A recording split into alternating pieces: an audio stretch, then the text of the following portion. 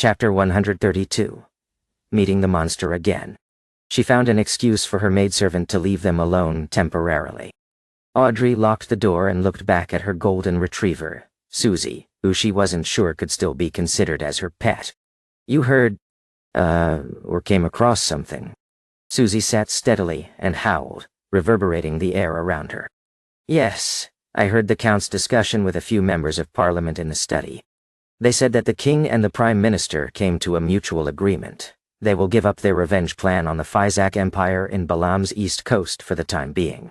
"Where's Balaam's east coast?" Susie's terrifying speed at grasping loan made Audrey feel mixed emotions. She fell silent for a few seconds before she said, "I'll give you a map tomorrow." "Okay," Susie replied in delight. The King and the Prime Minister believe that presently the most pertinent task is to push for the Reformation, which will allow civil servants to be selected via examination. They hope to pass the bill through the House of Lords and the House of Commons before October. Really?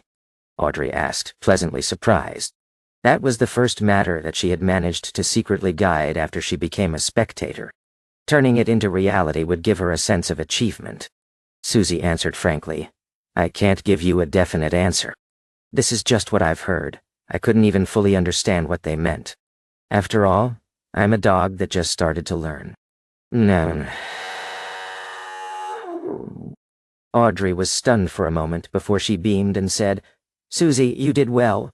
This is your reward." She took out a bag from a lavish cabinet, tore open the seal, and placed it before Susie. It was a dog biscuit produced by the Backlund Pet Care Company, which was made of flour, vegetables, meat, and water. It was a snack that Susie really liked. Susie sat straight and sniffed. She waved her paw, seemingly deciding how she was to consume it to suit her present identity the best. After a few seconds, she gave up thinking, adhered to her instinct, and leaped forward. She grabbed the bag of snacks and ran outside. She stood on her hind legs and opened the door with one claw, then ran out and hid in the shadows and began enjoying her snack. Day.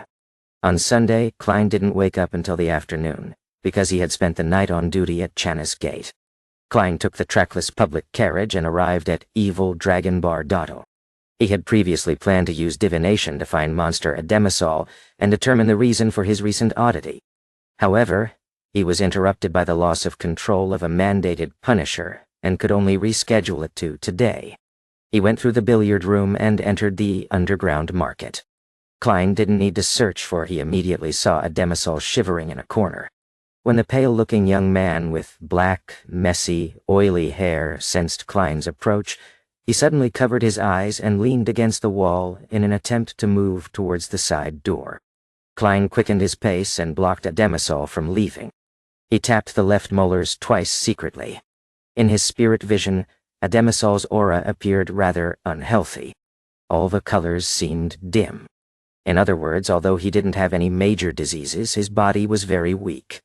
At the same time, Klein realized that vibrant fear and anxiety were revealed in the monster's emotions. He had lost almost all of the blue that represented rational thinking. The surface of his astral projection extended from the depths of his ether body. The color was a unified, transparent, and colorless, just like pure light. Is this the uniqueness of a naturally born monster? Klein nodded indiscernibly as he stared at Ademisol's face and said, "What did you see recently? What did you come across? Why are you hiding in a corner and quivering while saying that there are all corpses and that everyone is dead?" Ademisol lowered his head and looked towards his toes. It seemed like he didn't dare to look directly at the person before him. He was shivering almost violently in his grayish-blue trousers and ragged linen shirt. He replied in a fluster, "No, I didn't see anything. No, I only had a dream. There's blood everywhere in the dream and corpses scattered everywhere." Boo-hoo. I was among the corpses. I was there. I'm gonna die. I'm gonna die. I don't want to die. I don't want to die. He laughed and he cried. His reply confused Klein. Klein massaged his temples and lowered his voice to ask again, "Why are you afraid of me?" Ademisol was taken aback for a few seconds when he suddenly squatted down. He yelled in extreme fear, "No! No. When? Everyone looked over, and Klein suddenly felt awkward. I didn't do anything to you. Why are you screaming as though something happened? He laughed dryly. He saw that a demisol had curled up in a trembling fetal position. Besides begging for mercy, he didn't say anything else. Klein had no choice but to distance himself and pretend that he was just passing by. Maybe I should ask Mr. Ozick for advice. But he just went on vacation to the northern part of the Physac Empire last week, and he'll only return next Thursday or Friday. Before that, I have to first report to Captain. Klein covered his mouth as he yawned. He turned and left the underground market. After he got his salary that week, his private stash returned to £8 10 solly. However, truly rare Beyonder ingredients were so expensive that he could only window shop. Of course, if he wasn't afraid of the high interest, he could get a short-term loan from Swain. When he exited Evil Dragon Bar and waited for the public carriage, Klein considered the future developments. In another week, the £12 from my advance salary at the beginning will be cleared. The money that I bring home will finally reach £3 a week. Melissa will have no excuse about delaying the hiring of a maidservant. The other £3 will remain a secret, and I'll save up more money for myself. And I have to quickly get the telepathist formula or related clues from Daxter Guderian. I can use the excuse of giving an underling funds to exchange it for cash from Miss Justice. This could be done through an anonymous bank transfer. During the process, I'll cause interference via divination. That will be very safe, and it won't reveal my identity. After getting on a public carriage, Klein didn't head to the Blackthorn Security Company directly but planned on heading to the Divination Club for 2 hours. It was part of the work needed to foreshadow his digestion of the potion. Plus, Klein was now considered famous in the divination industry. There were returning customers from the past, and there were also referrals.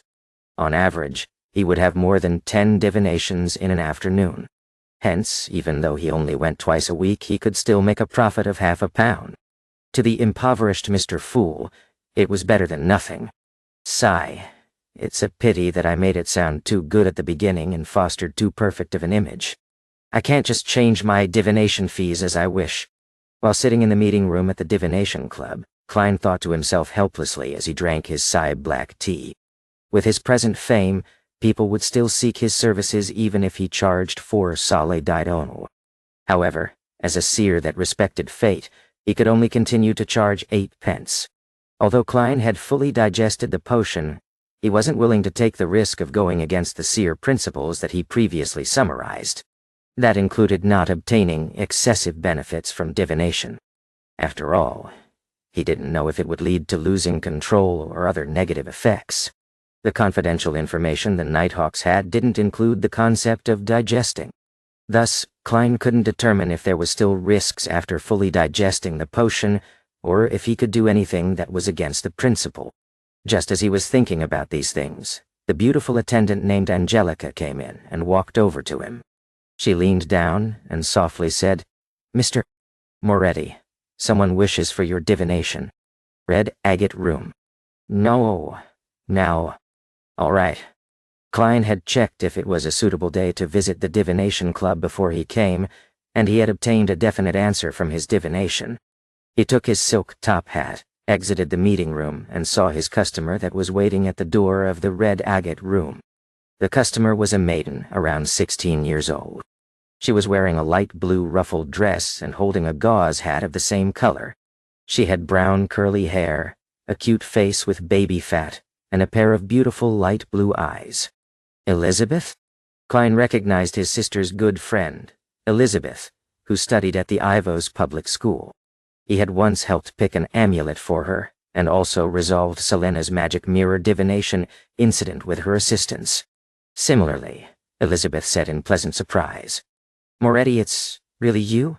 I was wondering if it was you when I saw the name."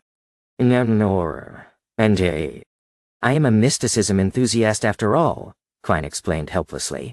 Then he added, "Don't tell Melissa." "Oh, Selena as well." "No, so. The divination results showed that it was suitable for me to visit the Divination Club. Why did I run into Elizabeth? He shook his head as he turned around to open the door to the red agate room. At the same time, he clicked his left molar twice. They entered the room slowly. After he took the seat of the diviner, he lifted his head to look towards Elizabeth. With just one glance, he creased his eyebrows. There was a faint layer of gloomy green in the maiden's energy field, a symptom of being haunted by spirits and wraiths. Klein made a calm judgment and asked directly, "Have you had nightmares recently, ones with repetitive elements?" Elizabeth, who had just locked the door and had yet to take a seat, was dumbstruck. It took her a long time to reply, "Yes. That's why I came here to look for you." Klein leaned back and asked, "What kind of dream did you have? When did it start?" "It began from the last 2 days of my vacation to Lamud town."